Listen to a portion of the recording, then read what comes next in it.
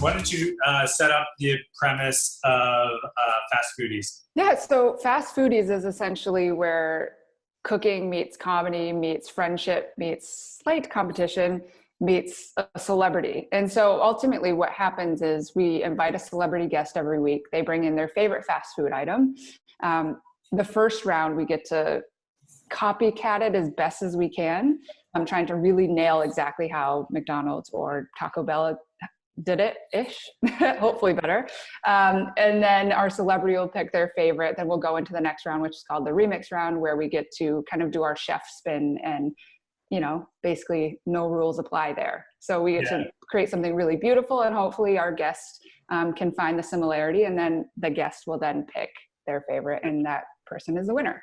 Now, in the first episode I watched, you had Joel McHale on, who seemed like he was a pretty fun guest. What was your favorite moment with Joel? I think the beauty of the show, and as you kind of dig your heels in a little deeper and start to really pick up, I guess the magical editing of each episode.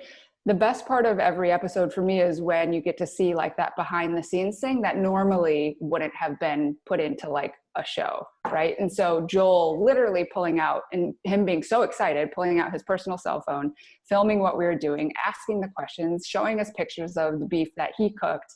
And he was genuinely excited to show us all that. So there was a little clip in there where you could see him walk around with his phone trying to film stuff. And that was him genuinely excited about the whole process. Yeah. Now you're doing your take on the hot dog. Now, just from a layman's perspective, I always thought a hot dog was intestines. I always thought like the hot dog was the worst meat that you could put into something. Yeah, depending on where you get your hot dog from. So disabuse me. Like, what is like a good hot dog supposed to be, and what is like a not good hot dog?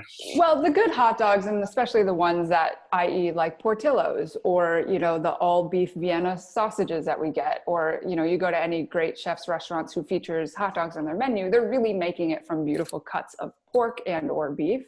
And so a great hot dog is either pork shoulder, different cuts of beef, depending on which way you want to go, lots of spices, nutmeg, coriander, allspice, mace, garlic, onion, all the different beautiful things. And then, yes, it ultimately is a meat that's stuffed into a casing, which is most of the time an intestine. But for all the people that are squeamish, they do, other styles of casings as well. So you don't have to eat it that way. But a place like Portillo's would have like real meat in there. It's a real hot dog. It is a real, I believe, and don't quote me on this one, but I think their whole thing is like all beef hot dogs. And when you say all beef, I don't care if it's the tongue is in there or, chuck or brisket or whatever it is. At the end of the day, like whole animal cooking is very on brand now and very trendy. So throw in any cut of that beef in there and I'm pretty happy.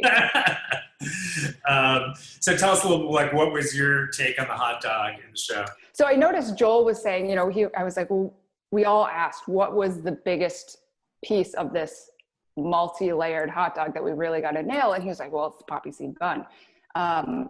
And so for me, immediately when I heard that, I was like, okay, well, little Sardinian gnocchettini look like mini hot dog buns if you roll them the right way. And I was like, okay, I can do that. So throw in some poppy seeds, and I essentially made little pastas that look like mini hot dog buns. And then I did like a hot dog ragu that I like simmered for an hour and a half with, homemade roasted chicken stock and mushrooms and Parmesan rinds and all this umami flavor bombs, with beautiful mirepoix, and shred it with cheese. And then I did this great tuile for that crunch that like, that crunch, like that toasted bun crunch, where it's not like crunch, but it's like something, a little differing texture happening. And so then I made a tuile and I put all the gardeny kind of salad things that you would find on a Portillo's hot dogs through, whether it be greens and lettuces, or instead of slices of tomato, I did tomato powder. So things like that.